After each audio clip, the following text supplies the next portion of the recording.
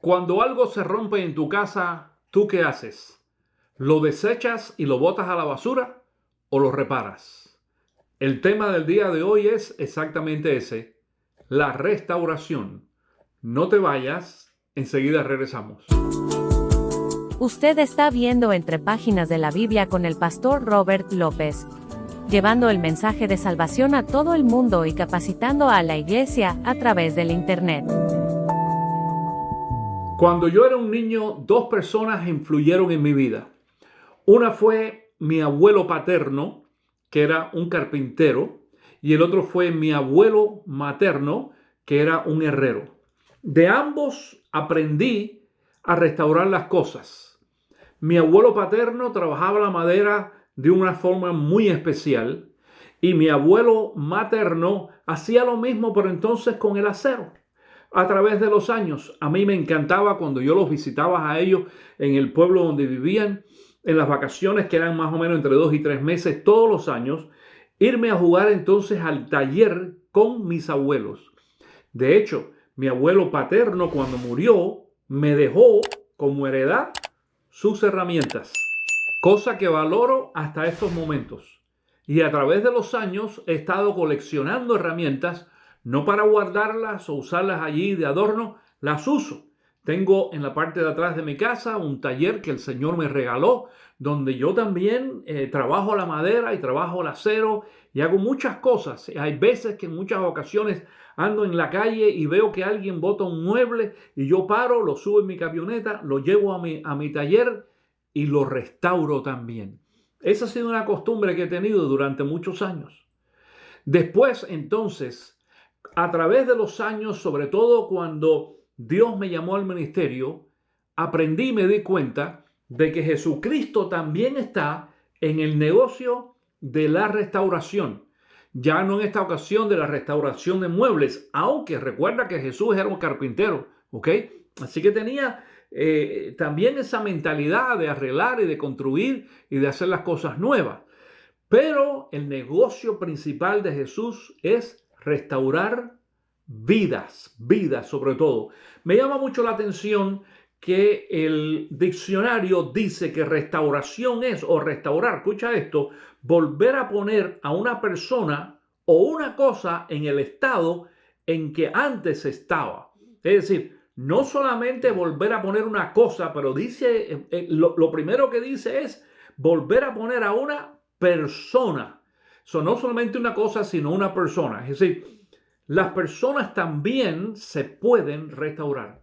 Espero que recuerdes el tema que tratamos la semana pasada acerca de la gracia inefable de Dios, donde hablamos allí de lo que está pasando en los últimos meses y semanas, donde hemos visto varios escándalos dentro del ministerio y muchas personas piensan que estos pastores tienen que ser totalmente eliminados, separados y no hacen nada más.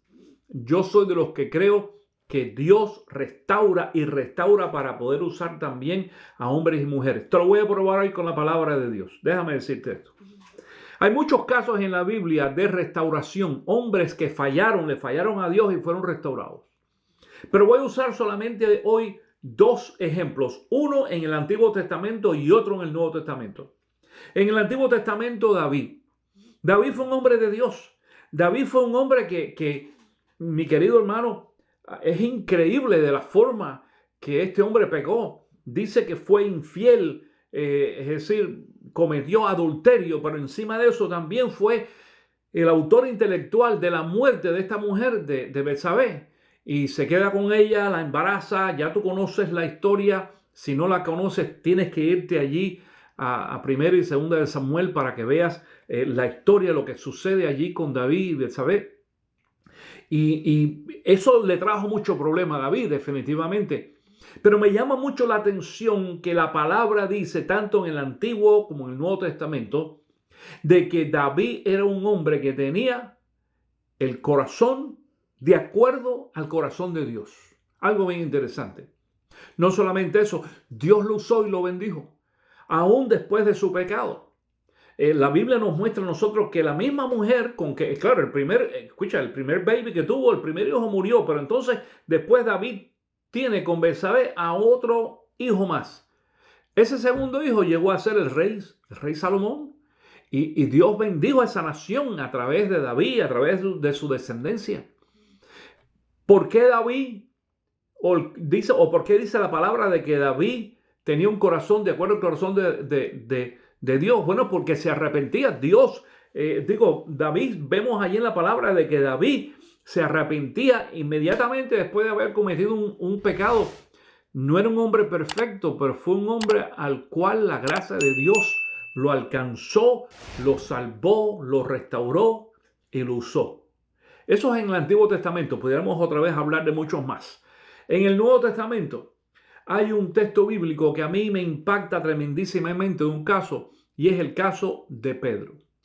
En el día de hoy voy a utilizar la versión Reina Valera de Juan capítulo 21, cuando después que Pedro peca, Jesús lo va a buscar allí a la playa, lo perdona y lo restaura. Mira lo que dice la palabra, comenzando en el versículo número 15. Cuando hubieron comido, Jesús dijo a Simón Pedro: Simón, hijo de Jonás, ¿me amas más que esto? Le respondió: sí, Señor, tú sabes que te amo.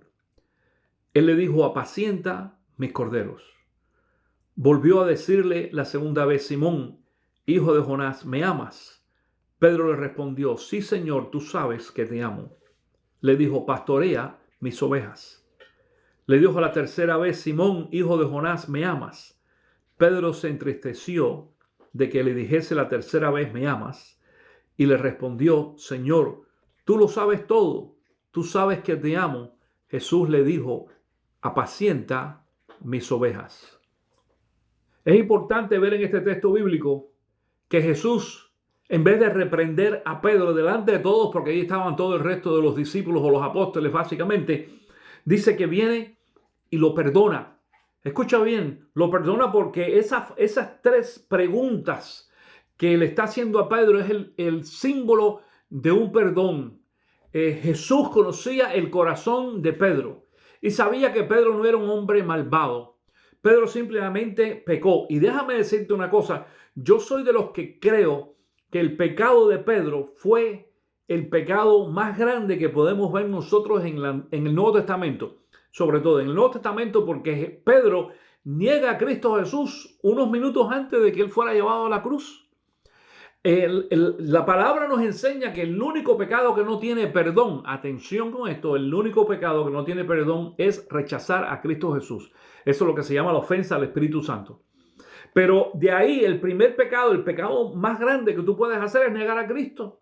Él lo negó y lo negó 3 veces. De la misma forma que lo negó 3 veces, entonces ahora Jesús le pregunta 3 veces: tú me amas, tú me amas. Y las 3 veces le dice: ve y pastorea. Fíjate esto: apacienta mis corderos la primera vez. Dice la segunda: pastorea mis ovejas. Y la tercera: apacienta mis ovejas. Yo no sé si tú entiendes que esto es un trabajo ministerial. Lo que Jesús le está diciendo a Pedro, enseguida, unos días después de su gran pecado, es: te perdono, te restauro y quiero entonces que ahora regreses al ministerio para el cual yo te llamé. Acuérdate que la semana pasada lo que hablamos fue de estos grandes casos que hemos conocido en las últimas semanas de pastores que han cometido grandes errores y ahora son enfocados por los medios sociales, por las noticias y por aquellos llamados cristianos que son más puritanos que nadie o legalistas en muchas ocasiones y quieren acabar con cada uno de estos líderes. Sin embargo, yo soy de los que creo que Dios perdona, otra vez, escucha, restaura, atención con esto, bendice y usa. Las 4 cosas. Dios te perdona, Dios te restaura, Dios te bendice y Dios te usa. Dios no te restaura, atención con esto, Dios no te restaura para ponerte allí de adorno en una vitrina ni nada por el estilo. No, mi querido hermano, lo que vemos en la Biblia es que cada vez que Dios restauraba a un hombre, lo usaba. Restauró a David en el Antiguo Testamento, lo usó. Restauró a Pedro en el Nuevo Testamento y lo usó también.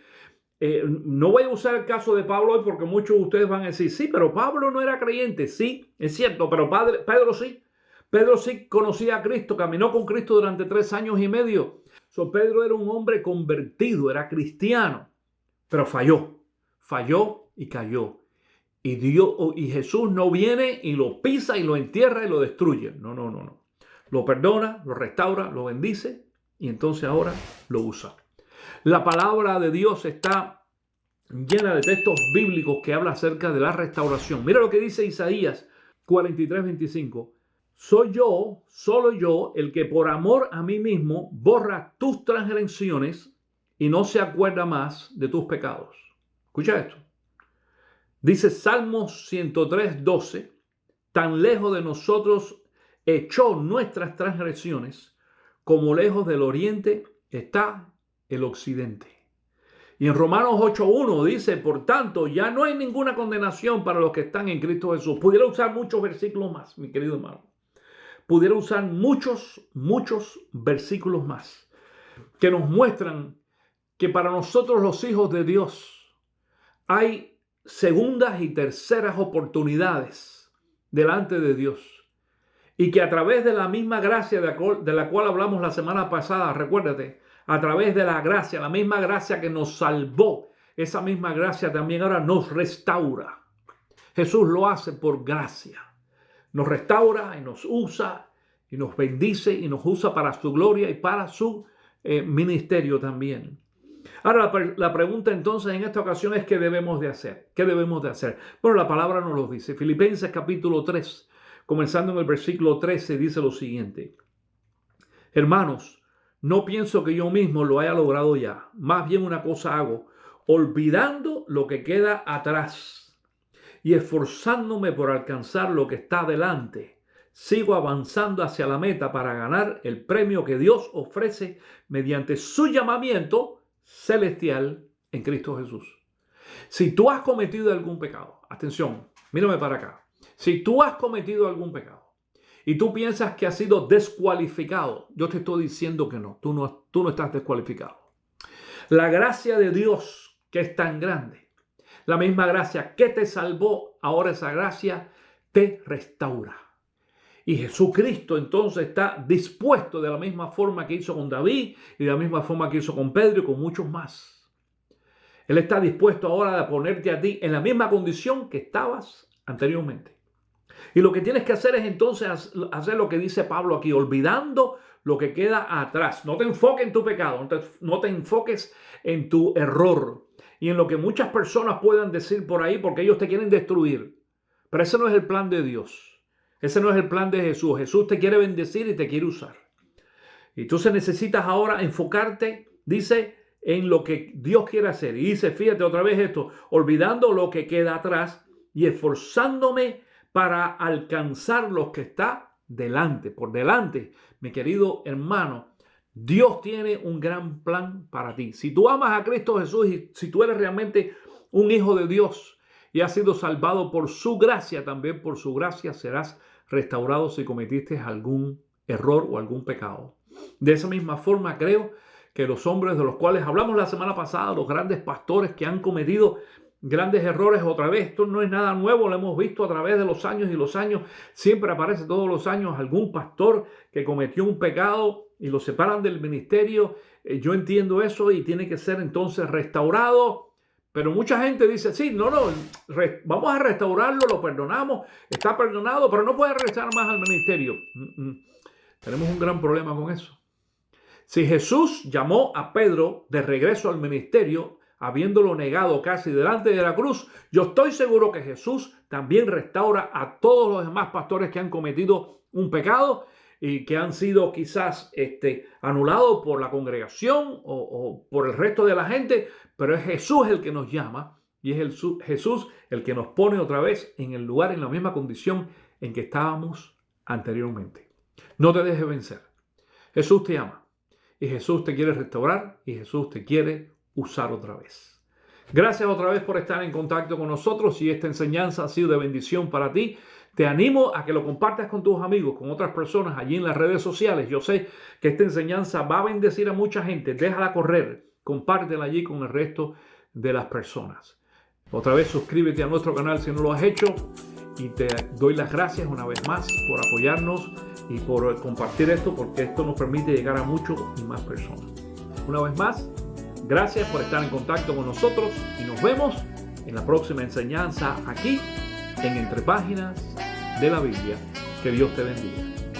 Si esta enseñanza ha sido de bendición para usted, entonces le animamos a que la comparta con otras personas, usando cualquiera de las redes sociales de su preferencia, o copiando el link de este video, y enviándoselo a alguien más a través de un correo electrónico o texto.